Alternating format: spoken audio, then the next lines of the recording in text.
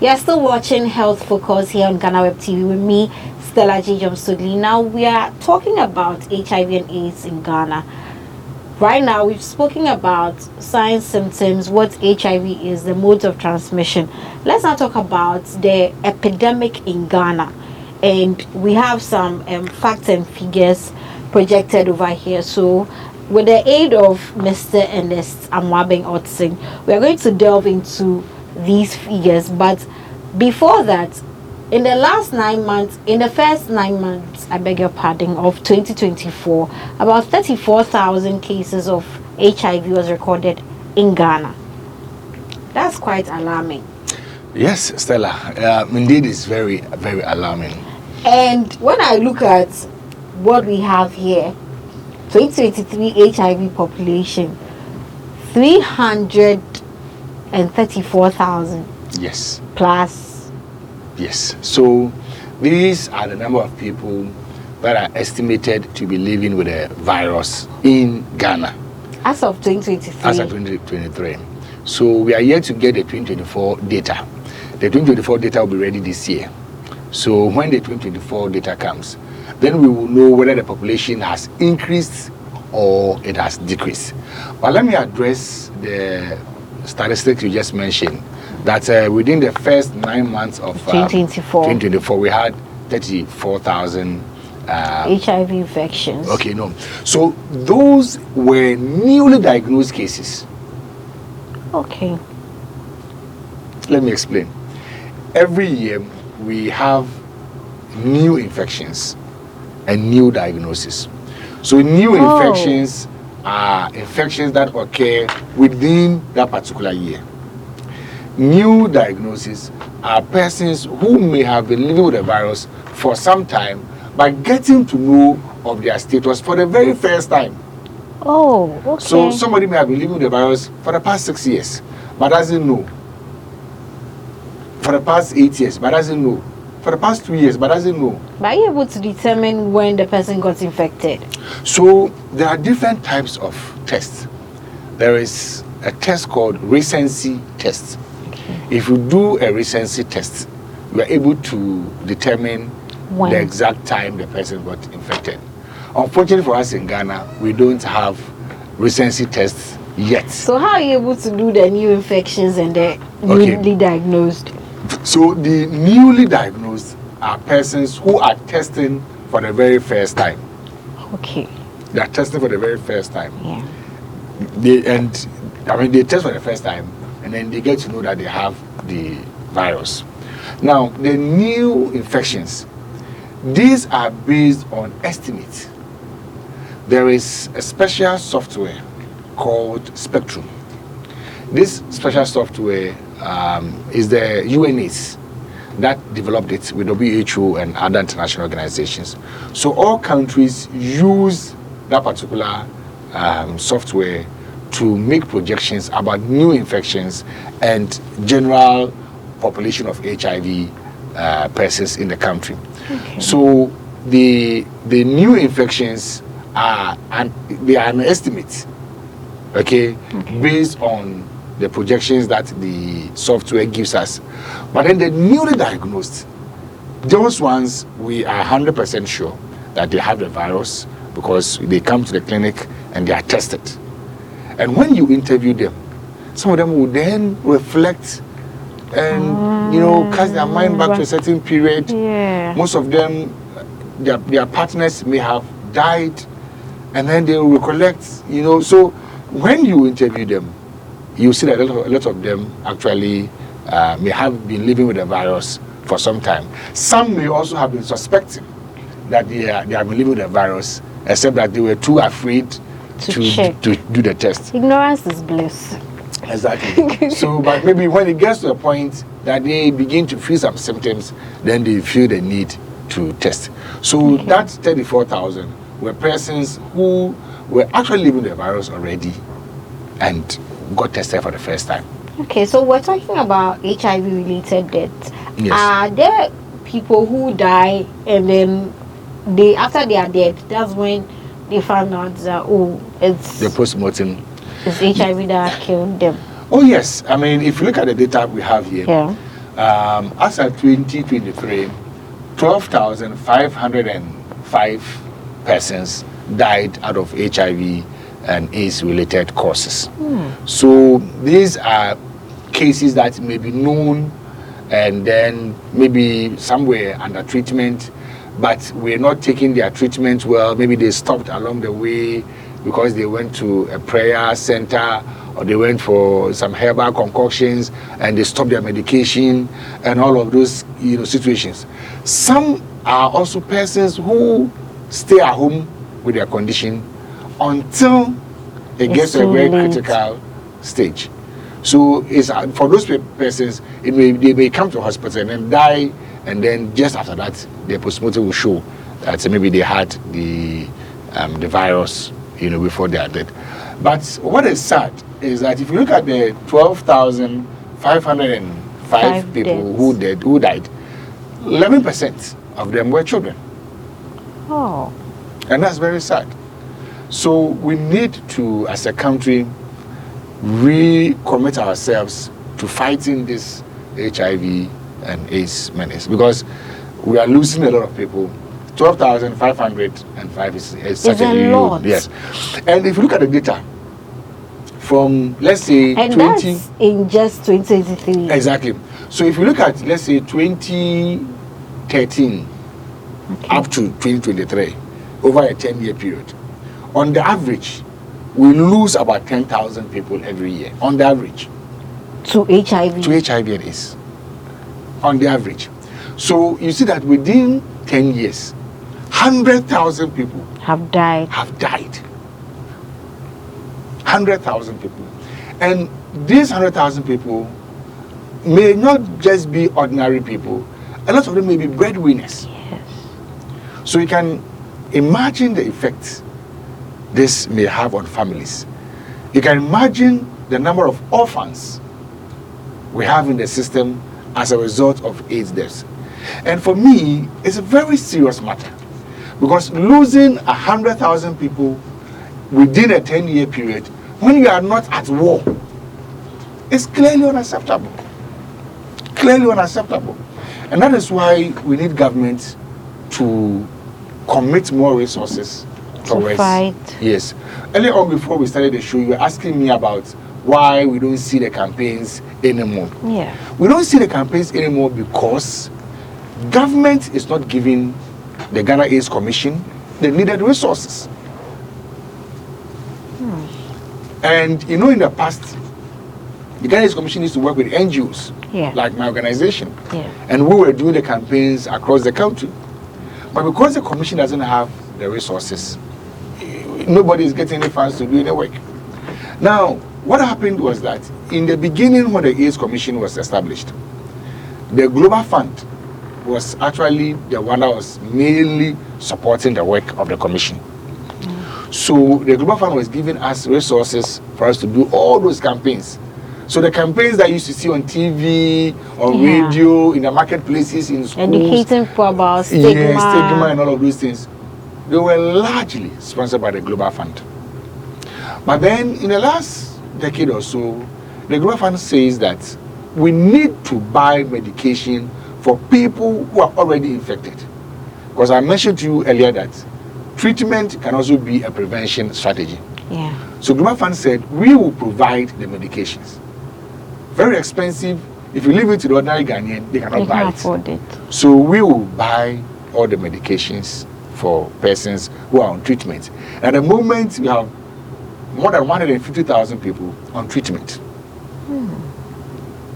So government of Ghana was then to contribute and then give the commission resources to continue its work. However, that has not been forthcoming.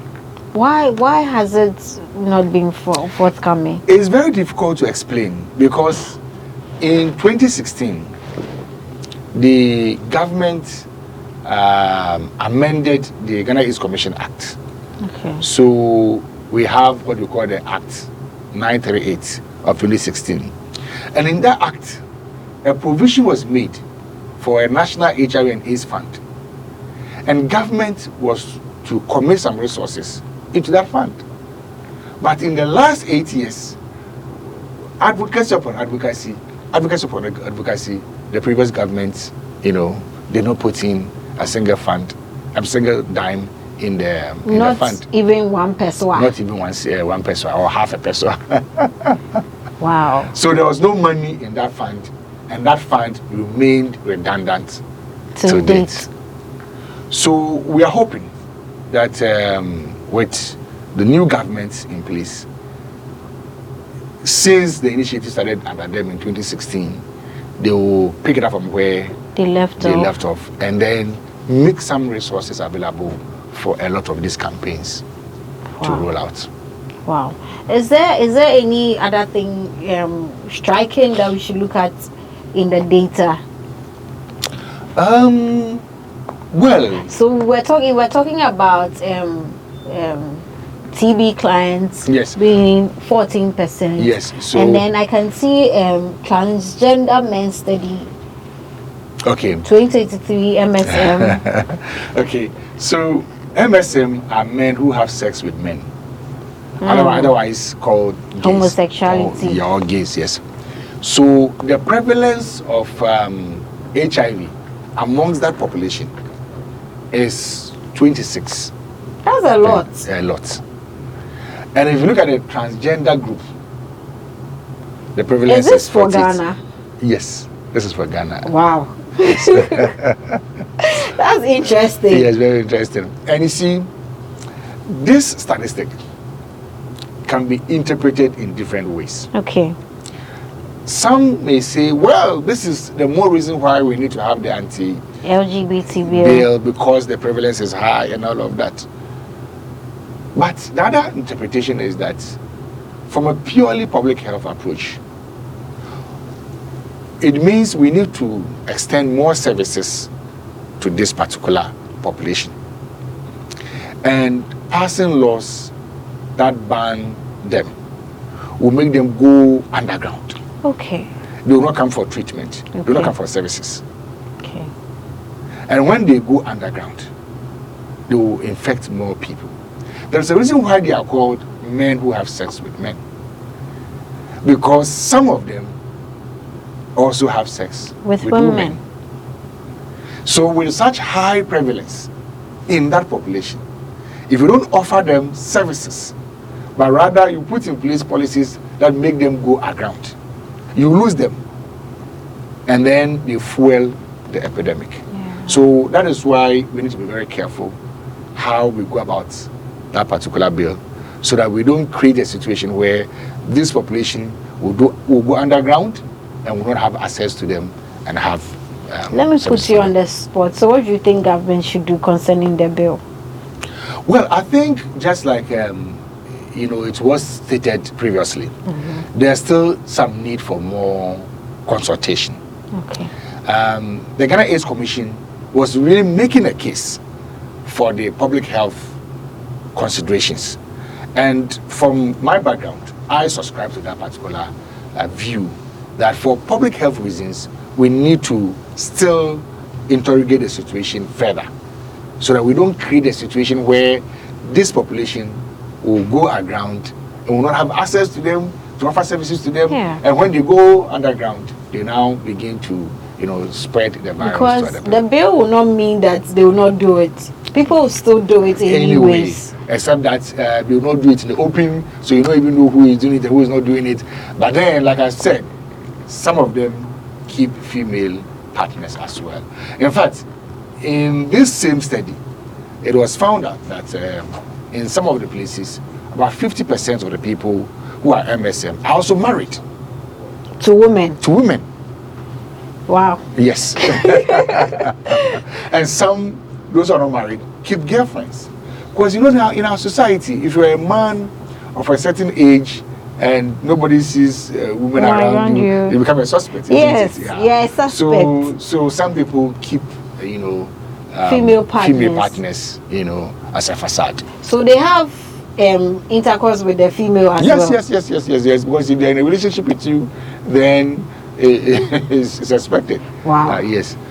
So that is why we need to be very careful about that particular bill. Okay, so for the sake of time, let's now move on to talk about STIs. because looking at the data, it looks like a lot of our percentage is concentrated over there. You mentioned about 80% of the cases that we get come from that side. Yes. And these days, in this era that we are in, promiscuity is like the order of the day. If you are not doing it, maybe you are the odd one out. And a lot of people too just use condoms to prevent pregnancy. And if you want to prevent pregnancy, there are other ways you can prevent pregnancy. There are contraceptives, without taking into consideration the fact that there are also STIs, very, very deadly STIs that can actually end your life. Yeah. And so let's talk about how it looks these days. Yeah. What are people doing when it comes to, abstinence, using protection from STIs and other, sexual related diseases. Okay, Stella, once again, thank you very much. So, if you look at the data, you see that HIV among STI clients is 12.3%. Okay. So, you see that people who report STIs, about 12% of them have HIV. So you see the correlation. Okay, people who report STIs. STIs. Okay. When you aggregate all of them, let's say if you pick 100 of them, about 12 of them have HIV. Have HIV. So it means when people get STI, there's a likelihood that they may be getting infected with HIV as well. Okay. And in Ghana, the most popular STIs are syphilis, gonorrhea, chlamydia, herpes, genital warts, anal warts. These are some of the commonest STIs that we have in our system. You can prevent yourself from getting any of these STIs when you use condoms and you use them effectively. So once again, when I was coming to the studio, I brought some condoms. And Stella, I'm going to give you some condoms when I'm done. Okay.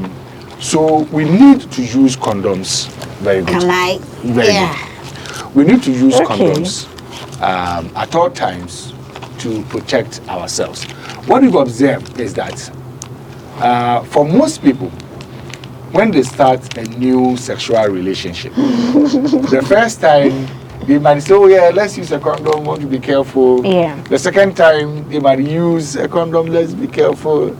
But the third time it's like, they are comfortable. Yes. Don't you trust me? Well, I trust you.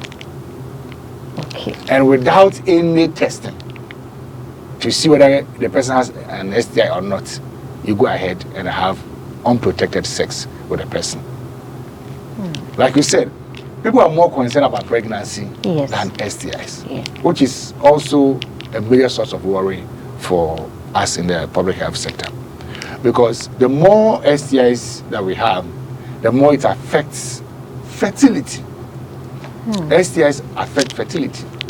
And in our social setting, fertility is a major issue.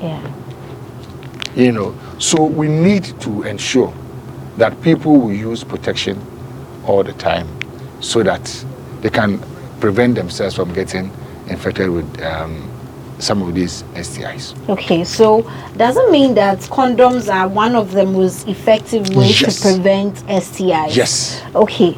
Some people don't like condoms for reasons best known to them. Yes. Some say that the feeling is not the same. Exactly. So there are types of condoms. There are some that can give you the close to a natural experience. And you were telling me a few of them off air, so I'd like you to repeat some of the types of condoms that we have that you can use. Yes. So these ones are the very normal condoms. These are the program condoms that we have for demonstration purposes. Yes. But then there are different ones. Let me there are the flavored ones. Okay. There are ones that are made in such a way that during the act it will be giving you fragrances, so that you know the whole atmosphere is filled with some nice fragrance and all of that. Okay. There are some that even in darkness, you see that to be showing some light. Glow in the dark. Exactly, glowing in the dark. You have the right word for it. To be glowing in the dark. Okay, so that's how it looks like. Yes, but then I see. But then and then these days there are some that even behave like vibrators and all of that. So there are different types of condoms. And so it means that you can use condom and still enjoy. Oh the yes, act. oh yes. You can still use a condom and enjoy the act if you are not comfortable. Or if you don't want to, you're not comfortable with the normal condoms that we have on the market. Okay. There are some more exotic ones, more expensive ones that you can use to get that pleasure. Okay. So now let's look at the one you opened. Okay. But that is not how you go about Hey. it. So now let me have a quick demonstration. Okay. So if you want to use a condom, the first thing to do is that when you get a condom, you need to check first and foremost for the expiry date. Oh. To be sure. I thought because it is, latex. No. You always have to check and be sure. So this one will expire in 2028 July. So it means this is a condom that you can use.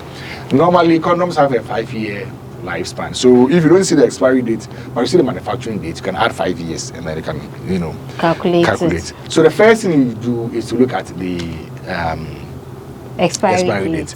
Now, if you want to open a condom, most condoms have 4 sizes. Okay.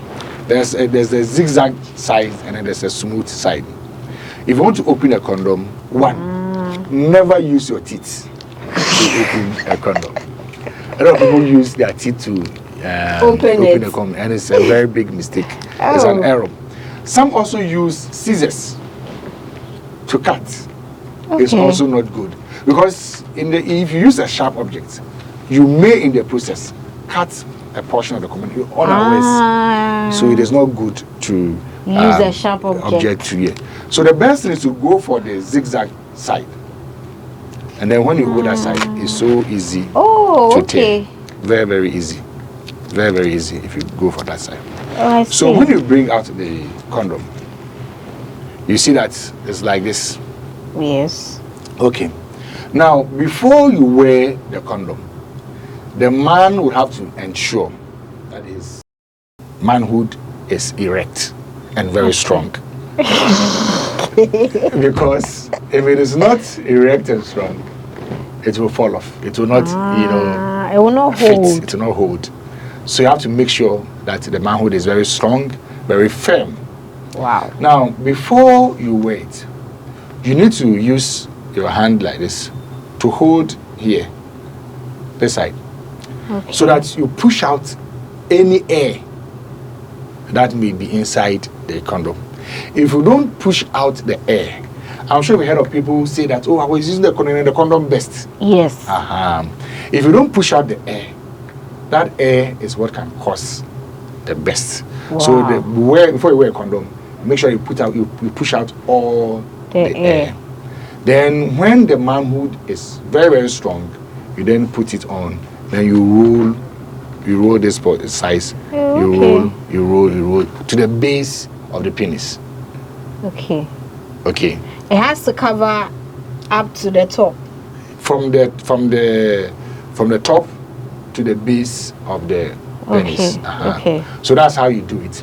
And then I'm sorry I didn't come with a dummy.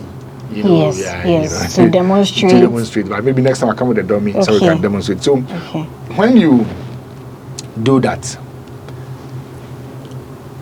you don't wear 2 condoms at the same time. Some people say that for extra protection, they want to wear 2. Some people want to wear 3 or 4. No, that is not correct. Advisable. Yes, because if you wear more than 1, the extra one will just go off easily. Because of it's oily. Yes. So it will just go off easily. So don't wear more than 1 condom. Just wear 1 condom. And then after every round of sex, you need to change your condom.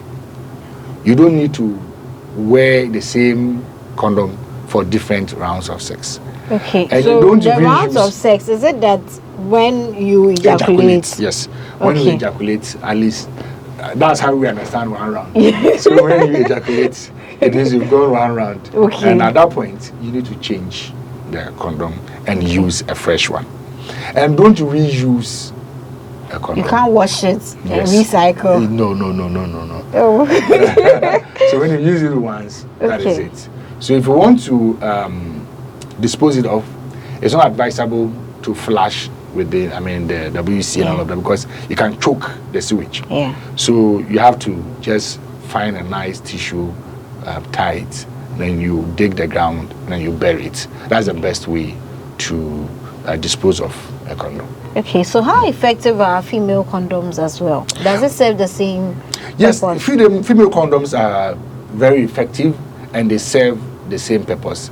Except that in Ghana here, its I've never popularity... seen a female condom. Next time I'll bring you a female condom. Okay. We have them in the system. Okay. Except that their popularity is on the lower side. Okay. More people use the male condoms than the female condoms. Okay, so just yesterday there was a news flash that one of the most common, causes of throat cancer is oral sex. So does oral sex also have, a role to play in, the transmission of HIV? Because sometimes some people have oral sex and the man ejaculates in the woman's mouth. We talked about semen being a mode of transmission. So if you drink semen, are you likely to? Okay, that's a very interesting question. So all the available research, all the available data shows that when the virus enters your stomach, it dies. Oh. It becomes inactive. Okay. It becomes inactive. So you are not going to get infected because you took in the virus. If you look at the modes of transmission, there's something we call the QQR. That's the quality, the quantity, and the route. Okay. The quality, the quantity, and then the route. So the quality of the virus, how potent is it at the time of infection, the amount of the virus, and then the route through which it is going. The mouth has, going into your system has not been identified as one of the routes. Okay. Normally, it is those abrasions, small cuts on the penis for the men, and then the women as well doing sex. Those abrasions that occur during sex, those are the ones that opens the skin for the virus to pass through. That is the quickest route. Okay. But oral sex has not been identified as a major risk factor. Okay. So on that tangent, there are other conditions. Okay. There are other hygienic, issues with oral sex. But when it comes to HIV, there's very limited evidence to show that's okay. Now, I want us to do the self-test. Self-test. Yes. So whilst we do that, we will talk about what the HIV and AIDS network is doing now. Even though we've already spoken about the fact that there is not enough funding. That's why we've not seen a lot of the things that we used to see being done. But what are your plans? Because we are in a new year. Yes. And the numbers are, very scary. Very scary, yeah. Yes. So whilst you take me through the self-test, yes, we'll talk about what HIV and AIDS network is doing. Okay, so or has planned to do this year. So towards the end of last year, we started what we call the end of year safe sex campaign. Safe sex campaign. Okay. So we decided to pitch our tent at Laboma Beach. Yeah. And that was because we realized that a lot of the activities were taking place along the beaches during the festivities. And we distributed more than 50,000 condoms at the beach. Okay. More than 50,000 condoms were distributed. And more than 500 people came to us to test for HIV. These are people who came to us voluntarily to test for free. Wow. Yes. So the patronage was so high, we now decided that for this year, we are going to do such activations on festive occasions. Okay. So now let me quickly take you through the self-test kits. Now there are different types of test kits, self-test kits. So I think this one to the expiry date. Yes, you have to watch out for the expiry date and everything to be sure. So I was mentioning to you that there are two types of tests, self-tests. There is the oral one, and then there's a blood-based. Okay. With the oral one, all you need to do is that you need to swab behind your teeth. Behind your teeth? Yes, behind your teeth. Okay. And then you do the test. Okay. But today we are going to talk about the one that uses blood. Okay. Which is the Check Now HIV self-test kits. So when you open the test kits like this, you have the instructions, everything in that you need to read to understand. Then you have your test kits, equipment that you're going to need and everything. So you take this and you tear. This one. Then you bring out. This is what we're going to use to collect the blood. Okay. Good. So you also have your lancets, which you're going to use to prick and take the blood. Then you also have your piper. Okay. The piper is what you use to draw the blood. Okay. So because of sensitivity, we are not going to prick. We would have, but no, if some viewers, okay. Yes, some viewers, for blood, blood, photosensitivity and all that. So we are not going to prick, but yeah. So normally you take this. There's a plaster in there as well. Is this the lancet? This is a lancet, yes. So when I press it will yes, prick? Yes, it will prick. So before you start the test, you normally need to wash your hands.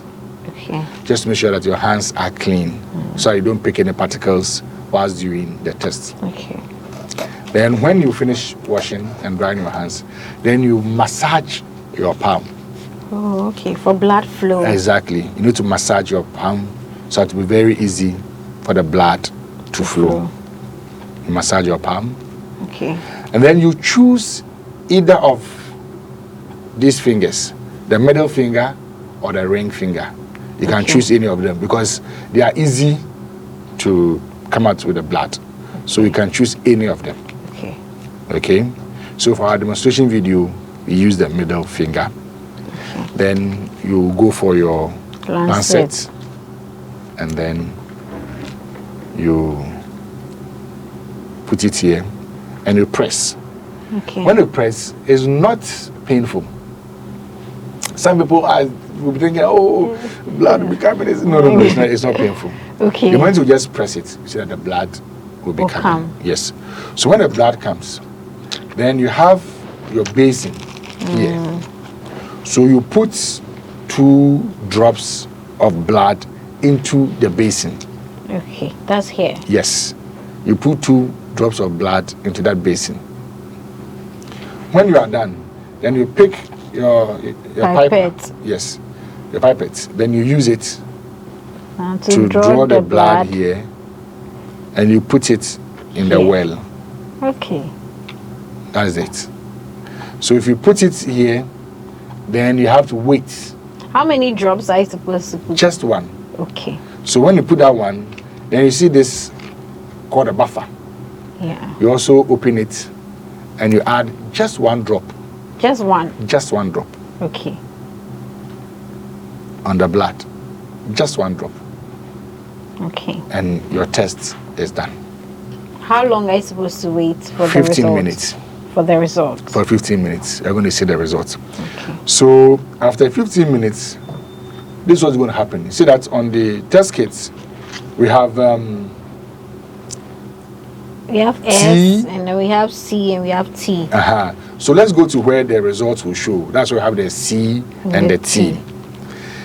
If the results, there's only 1 line on the C.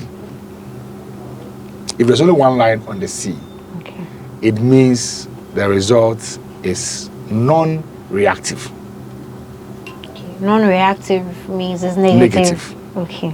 It's non-reactive.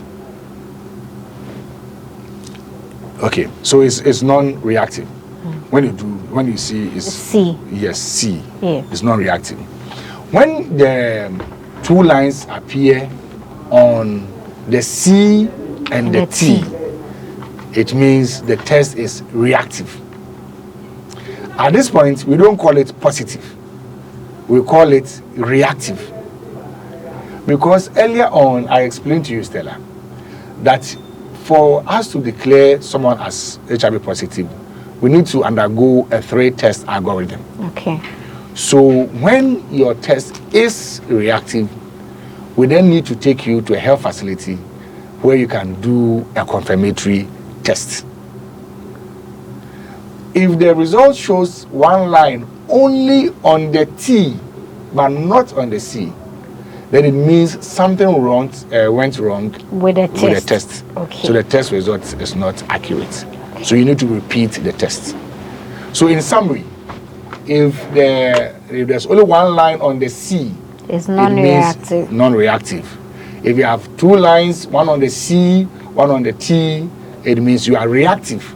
You need to go for a confirmatory test. If the line shows only on the T, then it means the test did not go well, so you need to repeat the test. Okay. It's as simple as that. Very simple.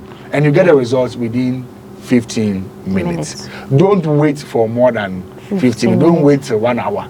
You may not get a very good result. Okay. And don't check the results also earlier than 15 minutes. You may not get the news. So make sure that between 15, maximum 20 minutes, you should have your results. By 15 minutes, your results will be ready. But don't wait till more than 20 minutes before you go and check your results. Yeah. Okay.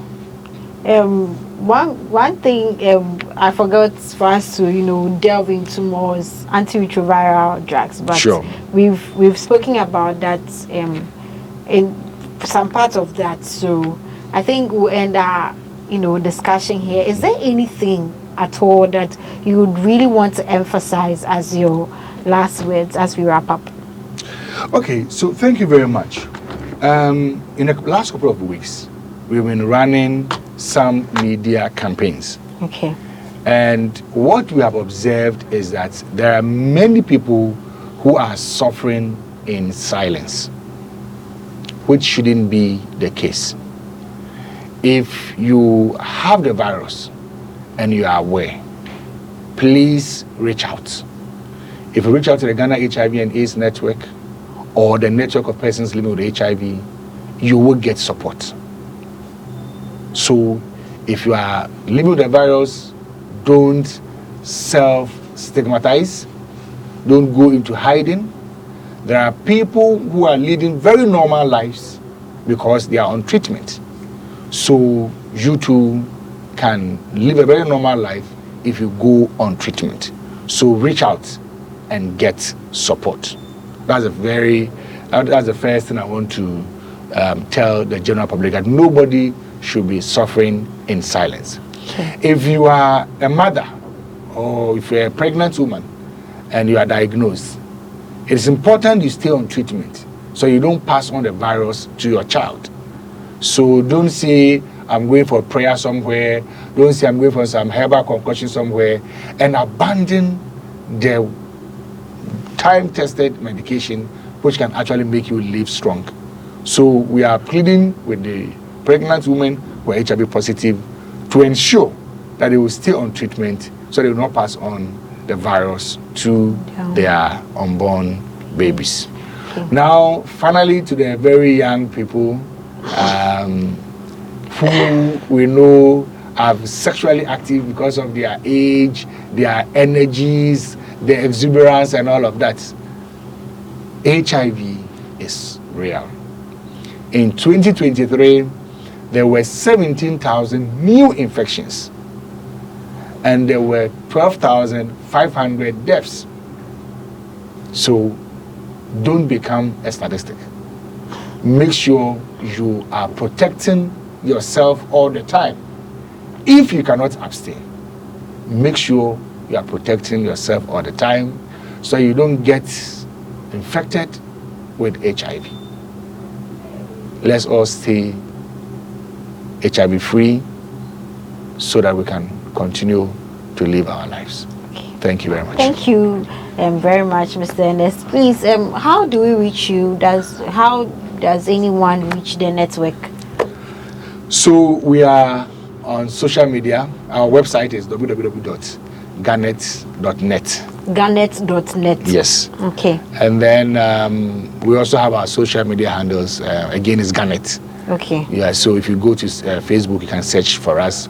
We're on Facebook. We are on Instagram and all the other social platforms. Yes. And just in case somebody wants to reach out, okay, they can call me. Okay. On 0244 66 okay 9898. Okay.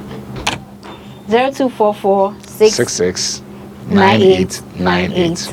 Thank you very much, Mr. Ernest Amwabeng Otson. It's been an interesting and a very educative one today on Health Focus. My name is Stella G. Jomsuli, and so I come your way again. Stay tuned.